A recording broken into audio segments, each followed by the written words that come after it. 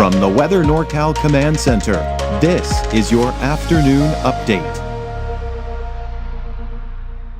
American Door Company has been family-owned and operated for over 29 years, supplying Northern California with quality garage doors, garage door openers, and installed with the best service you'd expect from a locally owned company. We serve all of Northern California from Willows all the way up to the Oregon state line. Give us a call today.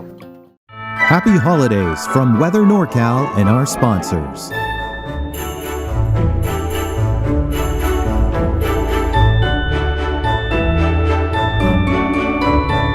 Have a wonderful holiday season.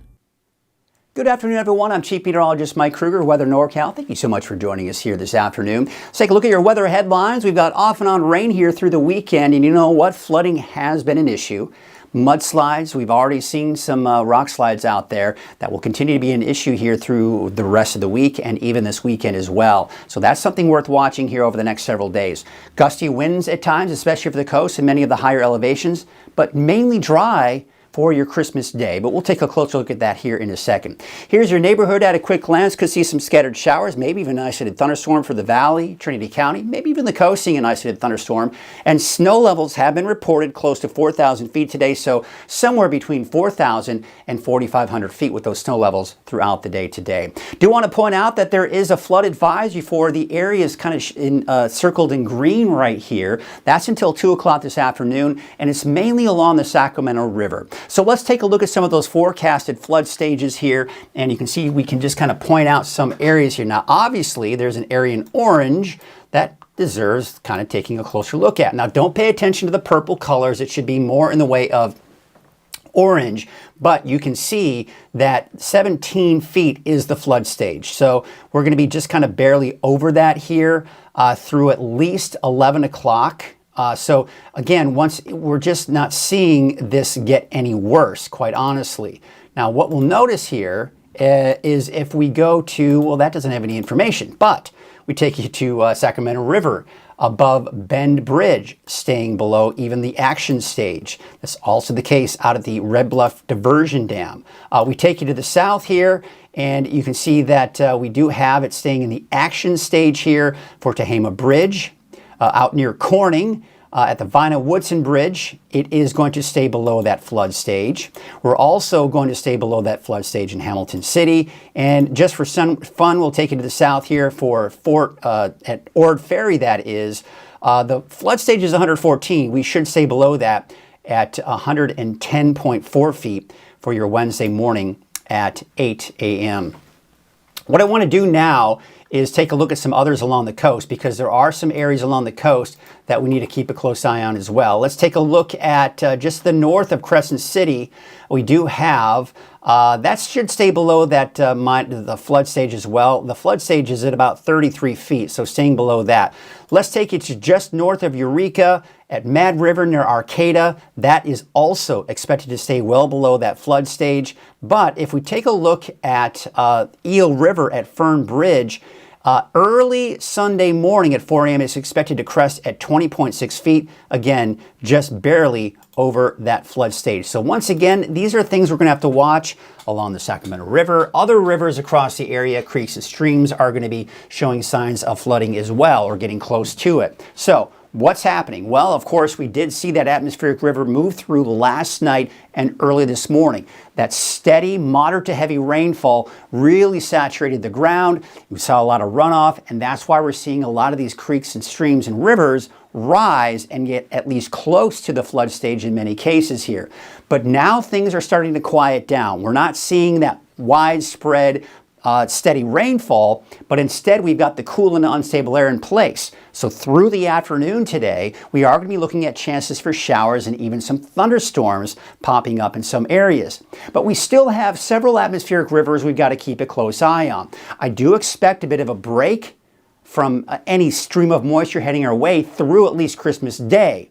But by Christmas night, there you can see the next atmospheric river aimed at Northern California.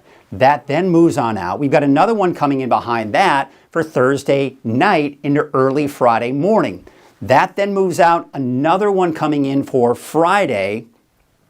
And then you can kind of see it kind of moves around a little bit here, but as we go into Saturday, it's pointed at Northern California. By Sunday morning, we're seeing it begin to weaken a bit. And then as we go into Sunday night and into Monday, we're going to be looking at it pretty much out of the area, no longer have any atmospheric rivers in the vicinity, and we're looking at a drier trend as we go into early next week. Now again, I was talking about the potential for showers and thunderstorms. Today, the areas in green is where we have that best potential.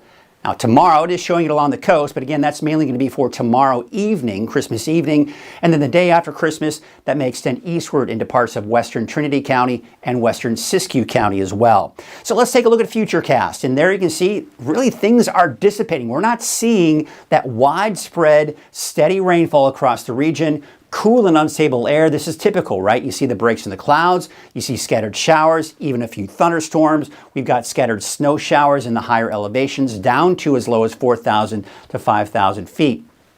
Now we're going to take you into 8 o'clock tonight. Now it's really starting to dry out. The clear skies, calm winds in the valley could create some fog tomorrow morning. That may have a hard time burning off entirely. So there's a chance that many of us in the valley may be dealing with fog through a good portion of the day. But there's also, we've got to take a look at the possibility that it could burn off here later on in the day. That's one of those things we'll keep monitoring here. Be sure to watch this evening and tomorrow morning, and we'll have the latest on that. But there you can see we do have a little bit of activity kind of pushing through tomorrow morning for parts of Siskiyou County. And really, even as we go through the afternoon, some activity in the mountains and along the coast. But overall, it's just nothing all that organized. It's not until Wednesday night that we see this push of moisture. Now, here's the thing about this push of moisture. It looks impressive for the coast, and it will be. You've also got snow down to 3,500 feet. This could create problems if you're traveling Wednesday night into early Thursday morning, even on I-5. Okay, then look what happens. It moves through. We'll see some showers as we go into late Wednesday night, early Thursday morning for the valley, but you'll see it's not the steady, widespread rainfall. Scattered showers. Snow still an issue around Mount Shasta, 3,500 feet, I-5, Highway 89, right? But then as we go into Thursday afternoon, look what happens. It's pretty much dying out by noon.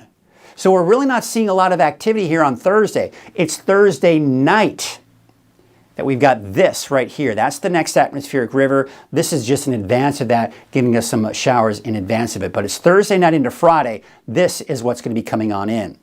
All right, so let's take a look at the rainfall totals. And you can see it's pretty impressive in Lakehead, only about 1/4 of an inch in Redding, and to the south of that, less than 1/4 of an inch. But of course, we're seeing much more along the coast because that's where we're going to see most of that rain.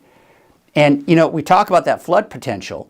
It's a delayed reaction to the rain that we've seen. It takes a while for that runoff to have impacts on the creeks and streams and rivers, right? And that's the reason why we've got that flood risk for tomorrow. And even going into Thursday to the east of the valley. Now, there still is a winter weather advisory until 7 o'clock tonight for the eastern mountains. There's a winter storm watch that won't take effect until Wednesday night through Friday morning. All right, so let's take a look at the amount of snow that we can expect here through at least Thursday afternoon. For some reason, Dunsmuir tends to mirror sometimes Mount Shasta. That's not going to be the case here. At least the model wants to do that. I think we could see a dusting, a couple of inches of snow possibly in Mount Shasta. Probably not Dunsmuir, though. And you can see we're just not seeing much making its way into the eastern mountains, but still some snow up there nonetheless. So the long range shows us as we go to Wednesday night, there's that batch of moisture coming through. It dies out.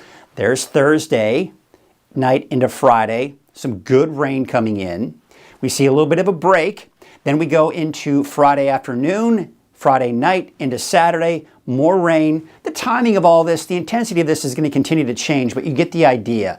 This trend is going to continue through the weekend. And then by Monday, for the most part, things are starting to dry out. What you'll notice though on Monday is some of those higher elevations, and especially along the coast, there may still be a stray sprinkle or a light shower, but for the most part, things are starting to dry out by early next week.